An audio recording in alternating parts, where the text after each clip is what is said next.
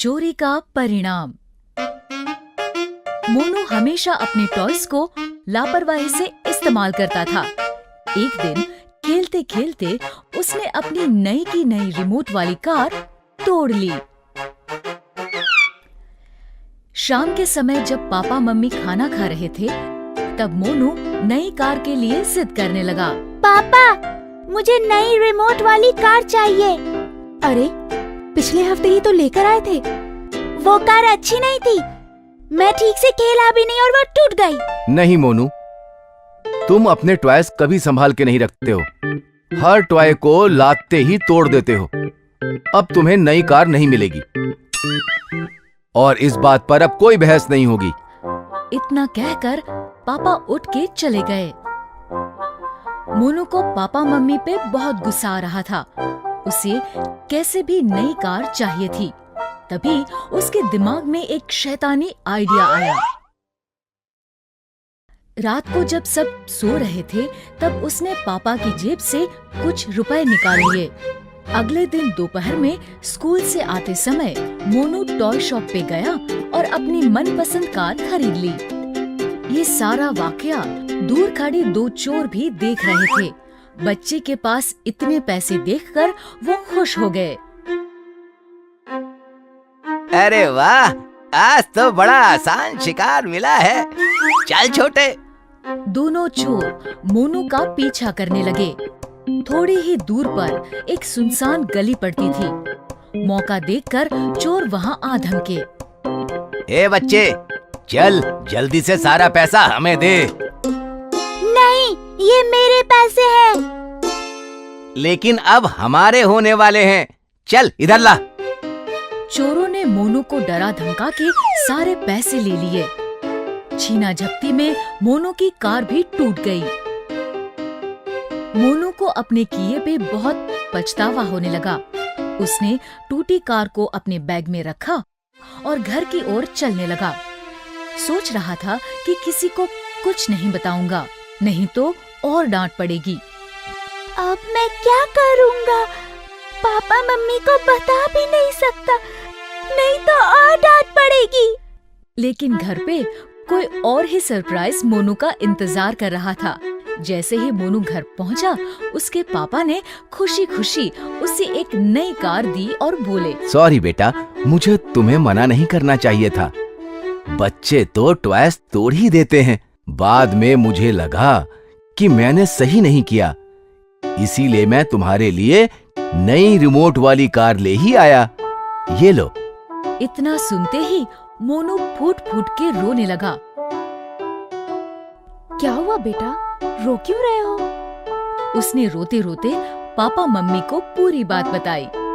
I am sorry पापा मम्मा, मैंने घर से पैसे चुरा के नई कार खरीदी थी, लेकिन चोरों ने पैसे भी लूट लिए और कार भी तोड़ दी। मोनू के पापा मम्मी समझ गए थे कि मोनू को उसके किए की सजा मिल चुकी है। इसीलिए उन्होंने उसे माफ कर दिया और उसे प्यार से समझाया।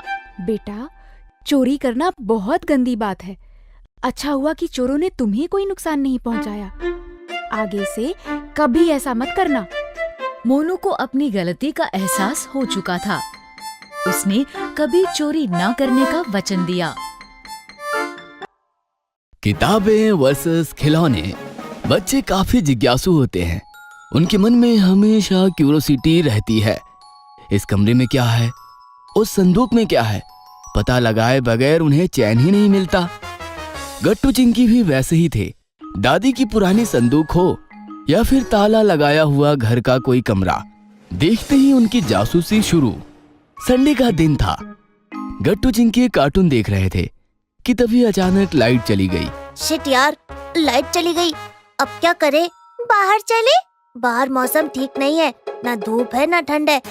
बिन मौसम बरसात के बादल इधर उधर फुदक रहे हैं। कौन सा मौसम चल रहा है, कुछ समझ ही नहीं आ रहा। जो भी है, काफी खराब मौसम है। मम्मी ने बाहर जाने के लिए मना किया है। हाँ, बाहर तेज ठंड हवा चल रही है। कभी धूप निकल रही है तो कभी हल्की हल्की बरसात। ऐसे माहौल में कहीं हम बीमार ना पड़ जाए, इसीलिए मम्मी ने मना किया होगा। हाँ, लेकिन अब घर में बैठे बैठे क्या करेंगे? चलो मम्मी पापा के कमरे में चलते हैं। वहाँ हमें टाइम पास करने के लिए बहुत कुछ मिल जाएगा। मम्मी हमसे छिपाकर उनकी अलमारी में बहुत कुछ रखती है, पता है? तो फिर तो चलना चाहिए। फिर क्या, गट्टू चिंकी भागते हुए मम्मी पापा के कमरे में पहुंचे। वहां जाकर उनकी जासूसी शुरू हुई। अलमारी खोलकर देखने लगे, ड्रॉअर खोलकर देखने लगे, लेकिन फिर भी उनके हाथों कुछ खास नहीं लगा। तभी गट्टू की नजर एक पुरानी अलमारी पर पड़ी। ये पापा की अलमारी थी, कुछ दिनों पहले ही गांव से लाई गई थी। अलमारी के 2 अलग अलग दरवाजे थे, दोनों दरवाजे बाहर से लॉक थे।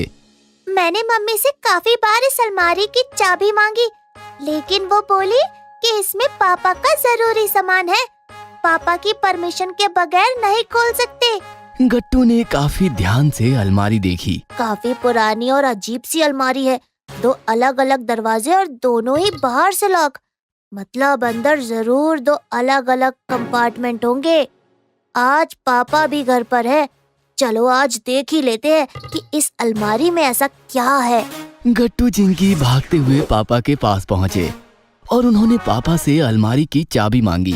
पापा दो ना, हमें देखना है क्या है उस अलमारी में। बच्चों की एक्साइटमेंट देखकर पापा मस्ती के मूड में आ गए। चाबी जरूर मिलेगी, लेकिन एक शर्त है। वो क्या? चलो अलमारी के सामने। पापा दोनों को अलमारी के सामने लेकर आए। तुमने देखा, अलमारी को 2 अलग अलग दरवाजे हैं और दोनों बाहर से लॉक है। मतलब अंदर 2 कंपार्टमेंट है और दोनों में से मेरे बचपन का काफी कीमती खजाना है। खजाना? वाओ! हाँ, वो सारा खजाना मैं तुम दोनों को दे दूंगा, लेकिन पहले तुम दोनों को दोनों कंपार्टमेंट में से कोई भी एक कंपार्टमेंट को चुन लेना है। जो जिस कंपार्टमेंट को चुनेगा उसके अंदर का सारा खजाना उसका। लेकिन अंदर क्या है ये जाने बिना ही हम कैसे चूज करें? यही तो मेरी पहली और आखिरी शर्त है। बेचारे गट्टू चिंकी मजबूर थे, उन्हें पापा की बात माननी ही पड़ी। मैं इस दरवाजे के सामने खड़ा रहता हूँ, लेफ्ट साइड मेरे लिए लकी है, मैं उसके सामने खड़ा हो जाता हूँ। अब बचा राइट साइड वाला, ये दरवाजा मेरा। पक्का? सोच लो। अब आप कुछ मत बोलो, बस खोलो। फिर पापा ने गट्टू वाला दरवाजा खोला तो अंदर बस किताबें ही किताबें भरी पड़ी थी। किताबें देखकर बेचारा गट्टू नाराज हो गया। ओह गॉड, मुझे किताबें नहीं चाहिए, प्लीज प्लीज प्लीज। पापा ने चिंकी वाला दरवाजा खोला तो अंदर काफी सारे खिलौने निकले। ये किताबें और खिलौने ही मेरे बचपन का काफी कीमती खजाना है, जिसने मेरे बचपन को 4 चांद लगा दिए थे। आज से ये खजाना तुम्हारा, संभालो, मैं तो चला। ऐसा कहकर पापा निकल गए। मुझे पुराने जमाने के सारे क्लासिक टॉयज मिल गए और तुम्हें ये फटी पुरानी किताबें। गट्टू किताबें मिलने पर और चिंकी को ढेर सारे खिलौने मिलने पर अंदर से काफी दुखी था, लेकिन उसने अपना दुख चिंकी को दिखाया नहीं। तुम कुछ ही दिनों में उन खिलौनों से बोर हो जाओगी, लेकिन मैं किताबें पढ़कर कभी बोर नहीं होऊंगा। स्टोरी बुक्स है सारी, उड़ता घोड़ा, परी कथाएं, जादुई जंगल, बाप रे बाप, मैजिक का खजाना है ये तो। पढ़ो तुम, मेरे पास भी बहुत सारे खिलौने हैं। चाबी का भालू है, टमरू है, लकड़ी का ट्रैक्टर है, ये सारे मैं अकेले ही खेलूंगी। मैं भी तुम्हें एक भी कहानी पढ़ने नहीं दूंगा। इस प्रकार खिलौने और किताबों में जंग छिड़ गई। गट्टू अपने रूम में जाकर परी कथाएं पढ़ने लगा और चिंकी गैलरी में जाकर अपने खिलौने खेलने लगी। आधा घंटा दोनों अपनी अपनी दुनिया में व्यस्त रहे, लेकिन आधे घंटे बाद ही चिंकी खिलौने खेलकर बोर हो गई, क्योंकि उसे अकेले खेलने की आदत ही नहीं थी। इधर गट्टू परी की स्टोरी एंजॉय कर रहा था, उसे बहुत मजा भी आ रहा था। लेकिन फिर गट्टू सोचने लगा, कितनी अनोखी परी की कहानी है ये, चिंकी सुनती तो उसे भी बड़ा मजा आता। तभी चिंकी अपने सारे खिलौने लेकर उसके पास आई। अकेले खेलने में बोर हो रही हूँ, तुम भी मेरे साथ खेलो।